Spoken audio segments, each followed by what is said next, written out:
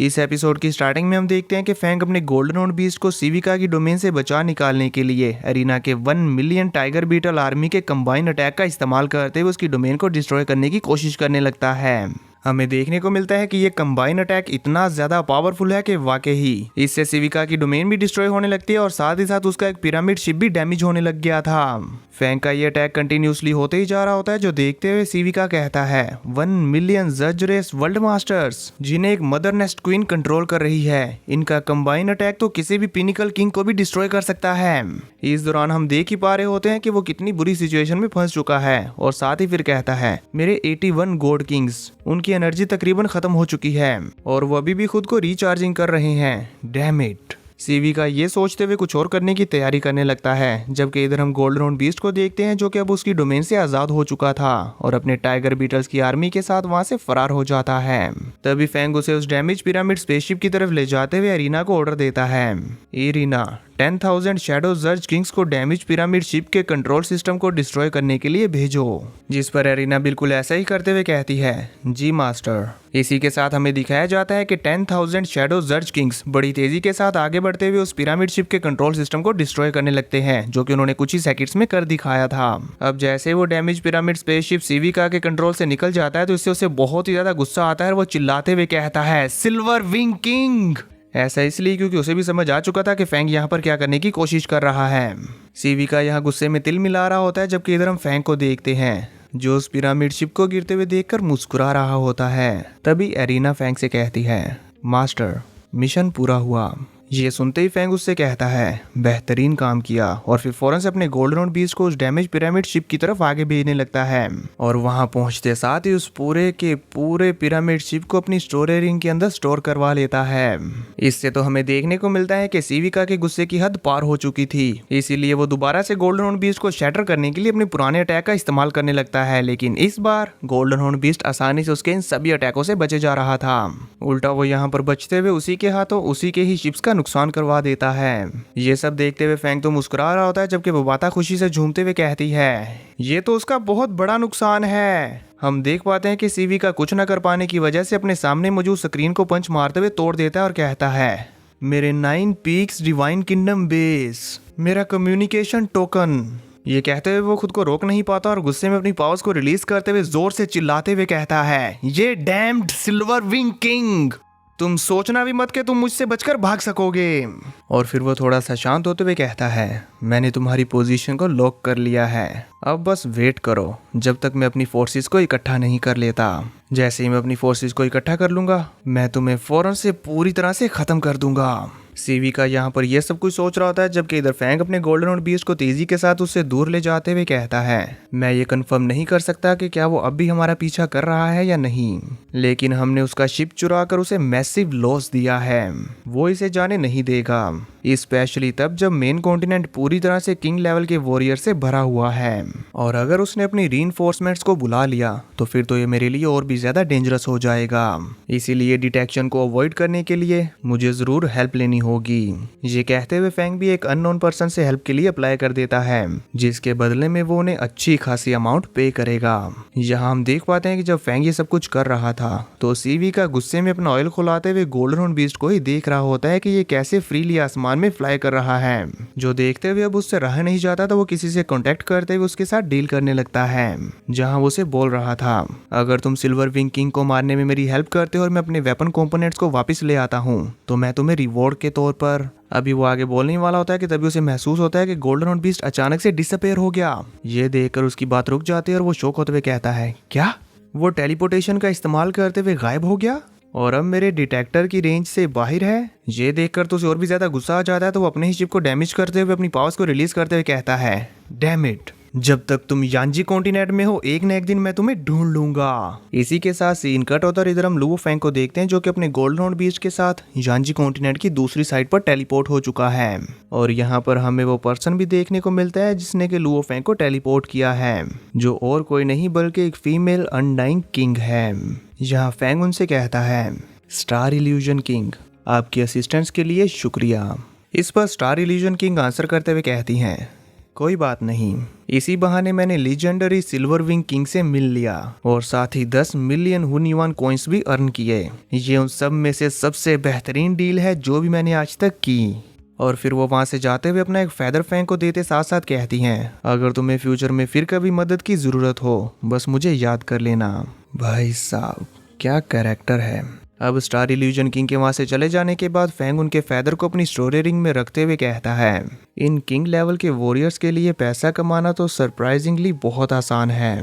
तभी फैंग अपने wrist device पर स्टार इल्यूजन किंग के साथ हुई अपनी डील को देखने लगता है और हमें यहाँ पर पता चलता है कि असल में ये एक कॉम्बैट स्पोर्ट मिशन था जिसमें फैंग को अपनी जान बचाने के लिए स्टार इल्यूजन किंग को इतनी ज्यादा अमाउंट पे करनी पड़ी। इसीलिए फैंग उसे देखते हुए कहता है, ये असिस्टेंस फी तो सीनियर हुयानवू के छोड़े हुए तकरीबन सभी एसेट्स के बराबर है।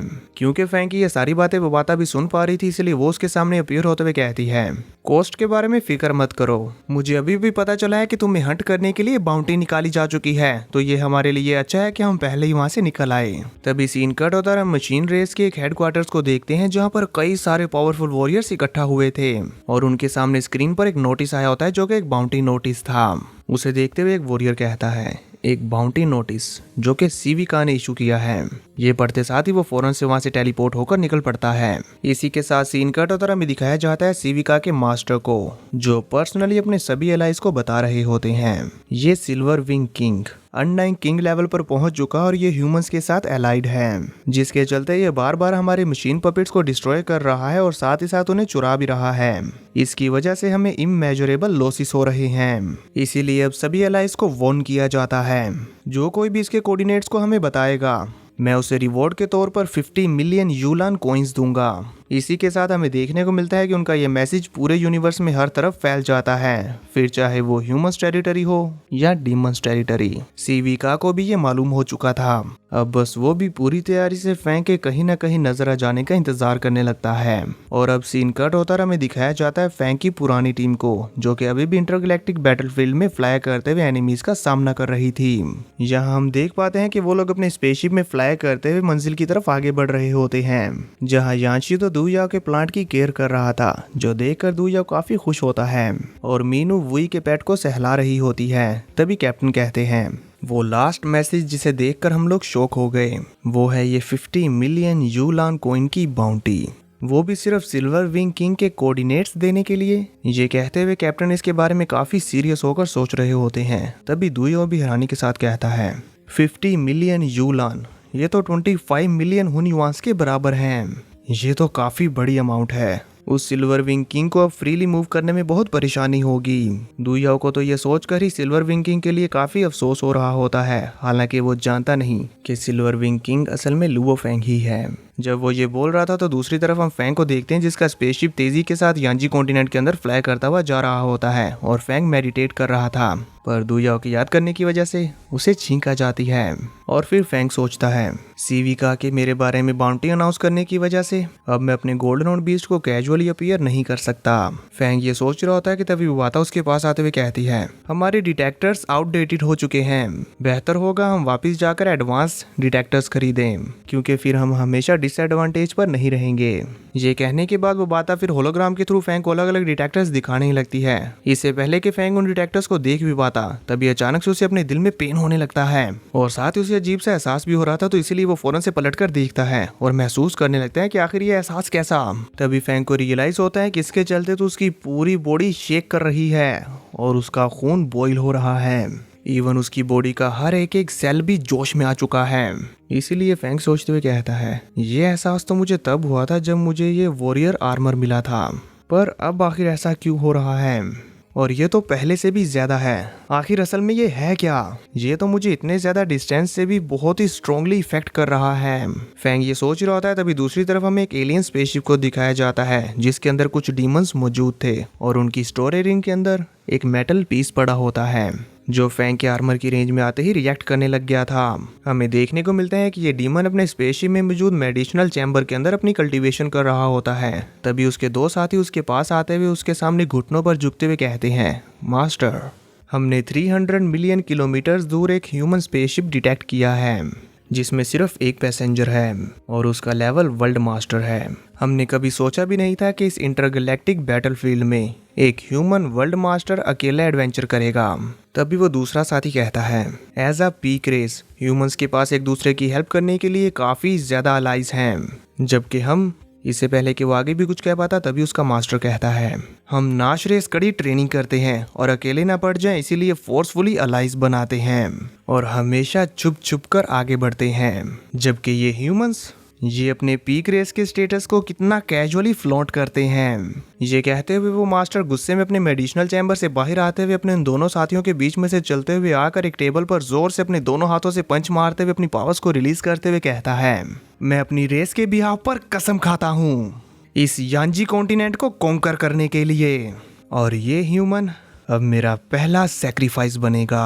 ये कहते हुए वो फैंग के स्पेसशिप को ही देख रहा होता है और फिर फौरन से बहुत ही तेजी के साथ अपने एलियन स्पेसशिप को फैंग के स्पेसशिप के पीछे लगा देता है। तभी इधर हम फैंग को देख पाते हैं जो कि मेडिटेट कर रहा था और फैंग को भी एहसास हो जाता है कि वो स्पेसशिप इसी की तरफ तेजी के साथ आ रहा है, इसलिए वो कहता है, अचानक से उन्होंने पूरी तरह से अपनी डायरेक्शन चेंज कर ली और वो लोग तेजी से हमारी तरफ बढ़ रहे हैं। लगता है उन्होंने हमें देख लिया और जितनी तेजी के साथ वो हमारी तरफ बढ़ रहे हैं, इससे ये तो कंफर्म है कि वो डेफिनेटली अटैक करने के लिए ही आ रहे हैं। फैंग ये सोच रहा था, तभी वाता अपने डिटेक्टर को लेकर उसे ठोक पीट कर चलाने की कोशिश करते हुए कहती है, हमारे डिटेक्टर ने अभी तक रिएक्ट नहीं किया, मतलब कि उनका डिटेक्टर हमसे भी ज्यादा एडवांस्ड है, उनका डायरेक्ट सामना करना बहुत ज्यादा डेंजरस होगा।